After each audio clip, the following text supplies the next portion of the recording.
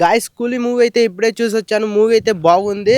And ఇప్పుడు మనం first half గురించి మాట్లాడుకోవాలంటే ఫస్ట్ హాఫ్ అయితే చాలా బాగుంది గాయ్స్. ఇప్పుడు మనకి రజనీకాంత్ గారి ఎలివేషన్ సీన్స్ అండ్ చాలా అయితే బాగుంటది. అండ్ మనకి కొన్ని క్వశ్చన్స్ గుర్తు రేజ్ అవుతాయి.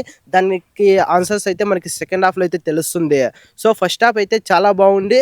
అండ్ ఇంటర్వ్యూ తర్వాత సెకండ్ హాఫ్ అయితే స్టార్ట్ అయింది. సెకండ్ హాఫ్ చూసుకుంటే మనకి అక్కడక్కడ కొన్ని మంచి సీన్స్ అయితే ఉన్నాయి.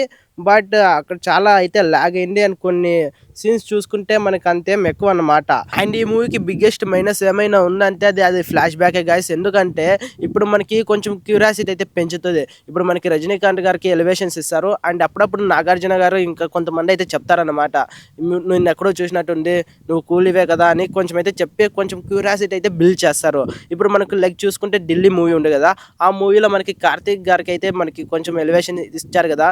అతను 30 ఏళ్ళ లోపల ఉన్నారని మీకు తెలుసు, అంతకుముందు ఏం చేసేవాడో తెలుసునా అని కొంచెం క్యూరియాసిటీ అయితే పెంచుతారు కదా. దాని ఇంకొనే మనకి ఆ మూవీ అనేది అంత హైప్ గా అయితే రీచ్ అయింది. సో ఈ మూవీలో చూసుకున్నా మనకి అలాగే ఎక్కిస్తారనమాట. సో చూసుకుంటే సో అలాంటి ఎలివేషన్ ఇచ్చినప్పుడు ఆ ఫ్లాష్ బ్యాక్ అనేది ఏ లెవెల్లో ఉండాలి గైస్. సో అంత మనం అనుకున్నంత రేంజ్కి అయితే రీచ్ అవ్వడు ఆ ఫ్లాష్ బ్యాక్ చూసుకుంటే. సో మీకు నేను డీటెయిల్గా చెప్తే స్పాయిలర్ అయిపోతుంది కాబట్టి నేను అంతగా చెప్పట్లేదు. బట్ మూవీ అయితే బాగుంది. అండ్ మూవీ ఫస్ట్ హాఫ్ చూసుకుంటే నచ్చుతుంది. బట్ ఫ్లాష్ బ్యాక్ తెలిసిన తర్వాత మీకు ఉత్తర అయిపోతుంది ఇంతవరకు చూసింది కుడితే. సో చూడండి, మూవీ అయితే బాగుంది. అండ్ ఎండింగ్లో వస్తాయి కొన్ని సీన్స్. అది ఒక అమీర్ ఖాన్ గారిది ఒక సీన్ అయితే వస్తుంది, అమీర్ ఖాన్ ఎంట్రీ. సో అది కొంచెం ఉత్తర అయిపోతుంది గైస్. నిజంగా ఆ సీన్ లేకుండాను బాగుంటుందేమో అనిపిస్తుంది. ఎందుకంటే అది మీకు నేను చెప్పిన స్పాయిలర్ అయిపోతుంది, మీరే చూడండి తెలుసుకుంటారు. అండ్ నెక్స్ట్ చూసుకుంటే మన ఈ ఉపేంద్ర గారి క్యారెక్టర్ అయితే నిజంగా అస్సలు ఏం బాగలేదు. సో ఆ క్యారెక్టర్కి ఆయన లేకపోయినా బాగుండేది.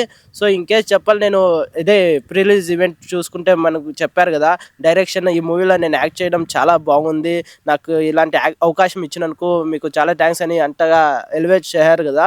సో నేను ఏమో ఉంటుంది అని నేనైతే అనుకున్నాను. బట్ చూసుకుంటే అంటే అసలు క్యారెక్టర్కి ఇంపార్టెన్సే లేదు గైస్. ఊరికే జస్ట్ ఒక క్యారెక్టర్కి, నార్మల్ ర్యాండమ్ క్యారెక్టర్కి ఇచ్చినట్టు ఇంపార్టెన్స్ ఇచ్చారంటే మీరే చూడండి, మీకే తెలుస్తుంది. అండ్ ఇప్పుడు ఫైనలే మన నాగార్జున గారి క్యారెక్టర్ అయితే చాలా బాగుంది. బట్ అక్కడక్కడ కొంచెం డౌన్ అయింది. అంటే క్యారెక్టర్ బాగుంది గైస్, క్యారెక్టర్ డౌన్ అయింది. యాక్టింగ్ అయితే సైక్ ఉంది. నిజంగా ఈ మూవీలో కాకపోయినా నెక్స్ట్ మూవీలో విలన్ రోల్స్ చేస్తే సైక్ ఉంటుంది అనమాట. సో ఆ వేరియేషన్స్ ఆ సైమన్ క్యారెక్టర్లో జీవించేశారని చెప్పొచ్చు. సో గైస్, మీరు కూలీ మూవీ చూసారా? చూయింటే మీకు ఆ మూవీ ఎలా అనిపించిందో కింద కామెంట్ చేయండి. అండ్ మీరు ఇంకా చూడకపోతే ఈ రివ్యూ వినిన తర్వాత మీకు ఏమనిపిస్తే, మీకు చూడాలనిపించే వెళ్ళి చూడండి గైస్. అండ్ ఇంకా నెక్స్ట్ వీడియోలో కలుసుకుందాం. మీకు మన ఛానల్లో ఇంకా ఫ్యూచర్లో చాలా వీడియోస్ అయితే వస్తుంటాయి, movie reviews and facts, newses, ఇంకా చాలా వీడియోస్ వస్తుంటాయి.